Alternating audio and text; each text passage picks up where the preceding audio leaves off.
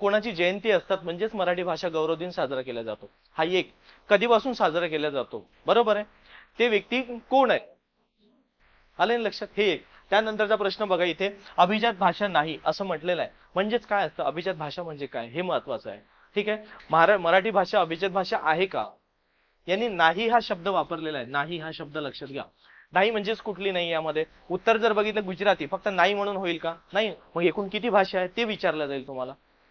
पहिला दर्जा कोणत्या भाषेला मिळालेला आहे ते विचारलं जाईल तुम्हाला, बरोबर आहे? मग महाराष्ट्राची जी मराठी आहे ही कितवी भाषा आहे हे विचारलं जाईल।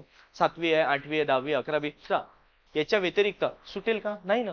आणि त्यातही कोणत्या भाषेला कोणत्या वर्षी दर्जापर्यंत कसं जाता येईल आपल्याला, आता सर्वच विषय येईल यामध्ये, ना जॉग्राफी, ना पॉलिटी, ना हिस्ट्री, इकॉनॉमिक्स, तसं नाहीये। चला आता खरं सुरू झालेलं आहे तुमचा टर्म, इथून पुढे आता क्वेश्चन पेपरद्वारे म्हणजे राष्ट्रपती आहे हे कितवे उपराष्ट्रपती आहे?